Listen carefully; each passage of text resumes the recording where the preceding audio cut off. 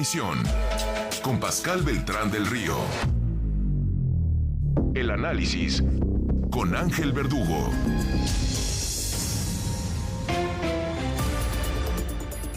Ya está en la línea Ángel Verdugo. Buenos días, Ángel.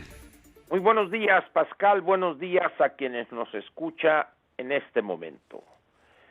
Pascal, la verdad es que suena, pues no voy a decir imposible, pero muy difícil en estos momentos y frente a lo que vimos la semana que recién terminó en materia legislativa, hablar de un panorama positivo no solo para la economía mexicana, sino para la estabilidad política.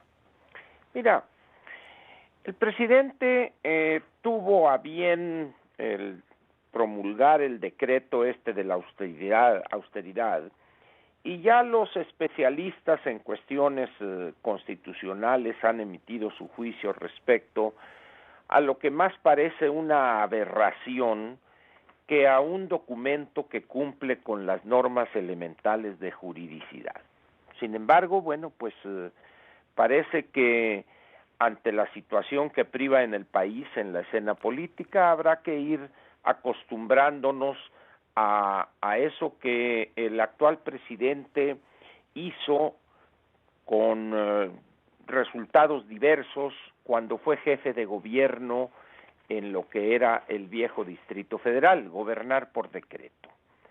Sin embargo, no es lo mismo gobernar por decreto, por más que algunos de los seguidores del presidente quieran afirmar o afirmen.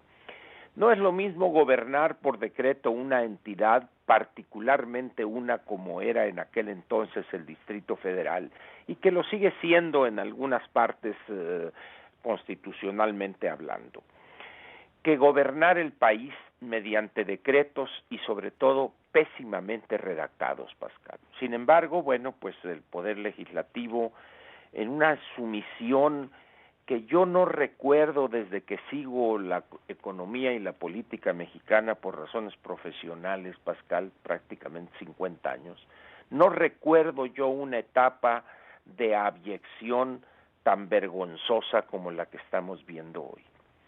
Y por si faltare algo, Pascal, viene esta iniciativa del presidente para reformar el artículo 21 de la Ley Federal de Presupuesto y Responsabilidad Hacendaria.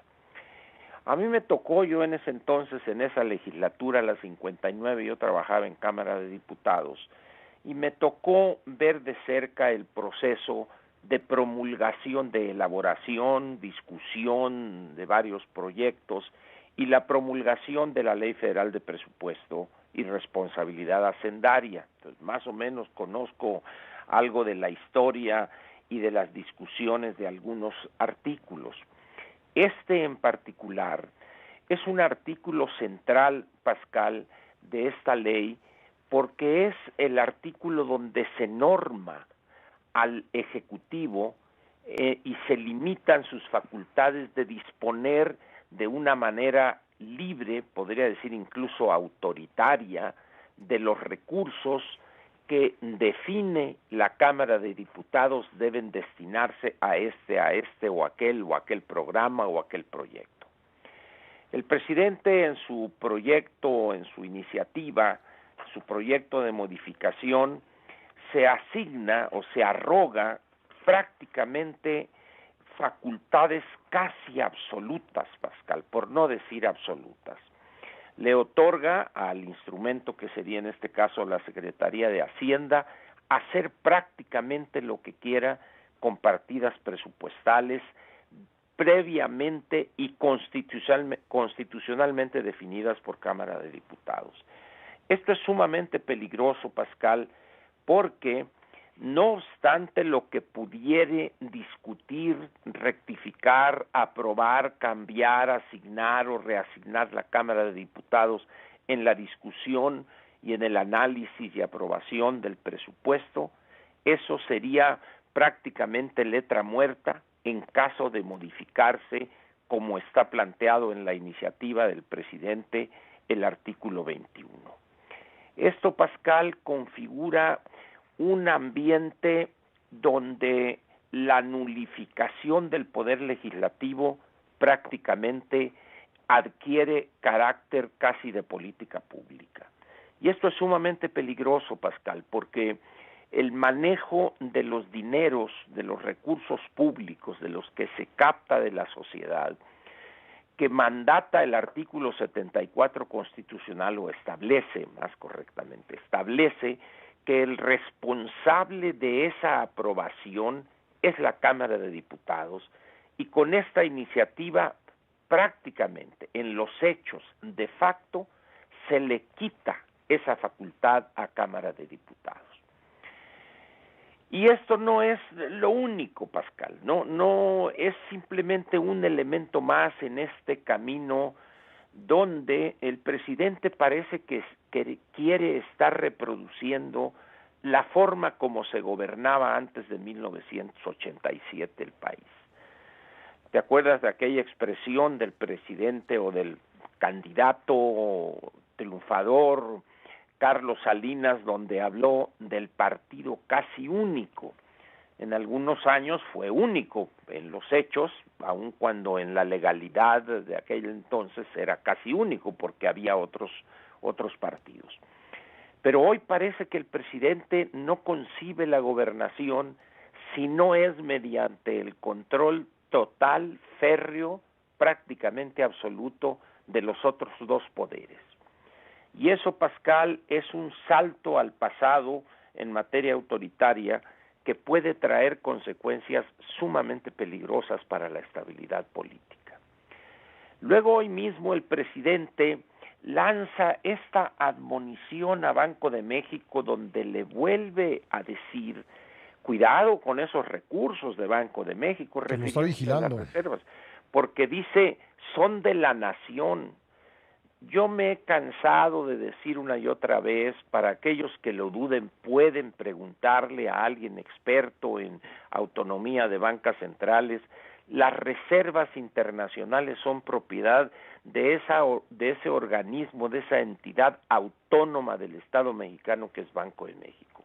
Pero luego, en un error garrafal, le dice, cuidado con prestarle a empresas que ya tenían problemas antes de la pandemia.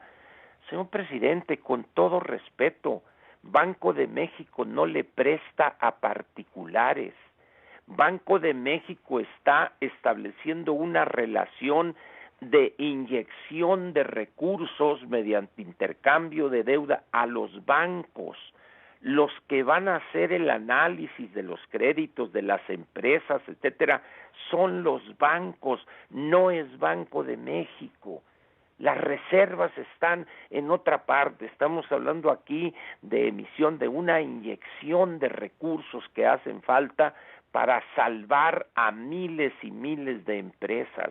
Yo no entiendo cómo el presidente no le pregunta a su sedicente secretario de Hacienda, que algo le sabe en esta materia, o al director o jefe de la unidad jurídica de Presidencia.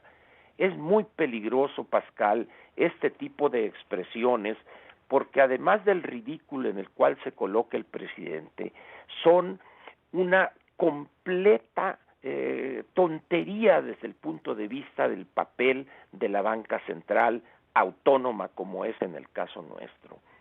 Y esto, si lo juntas con lo que decía en un principio, luego con esta carta que se hizo pública, quién sabe quién la filtró, seguramente uno de los interesados que de manera voluntaria le están obligando a que rechace su 25% de sus haberes. Es decir, estamos en una ruta, Pascal, que si la Cámara de Diputados, que además este jueves, Pascal, termina su periodo ordinario, y ya Mario Delgado anuncia que se va a analizar esta iniciativa en comisiones cuando ni siquiera hay presidente de la Comisión de Presupuesto, Pascal, y Cuenta Pública. Sí, porque se fue a dirigir el partido. Se fue a dirigir de manera interina o lo que sea. Entonces dice, señores, No está el presidente de esa comisión para que convoque y se analice esa iniciativa y se elabore el dictamen que se subiría al Pleno de Cámara de Diputados para que la minuta aprobada a su vez se envíe a Cámara de Senadores. Dice uno, ¿por qué este actuar a matacaballo, Pascal? ¿A qué se debe? ¿Por qué esa sumisión del legislativo? Te decía que yo participé, seguí de cerca este proceso de la Ley Federal de Presupuesto en su momento y tardó años, Pascal, en que las discusiones, modificaciones, otro proyecto, y aquí en 72 horas quieren echar abajo quizá la parte principal o una de las 2 o 3 partes principales de esta ley. Esto, Pascal, no traerá buenos resultados. Y es sorprendente que uno de los poderes de la Unión de motu propio, a través del coordinador de la fracción de Morena y que controla de facto la Cámara de Diputados por cuestiones aritméticas, caiga en esa posición. De dar vergüenza, Pascal, pero más que eso, la sumisión exhibe una ruta peligrosa para la actividad parlamentaria y legislativa de este país y que va a redundar evidentemente en condiciones negativas en lo que se refiere al manejo de los recursos públicos. Nos hablamos mañana, Pascal. Gracias, Ángel, un fuerte abrazo. Hasta mañana, igualmente. Gracias.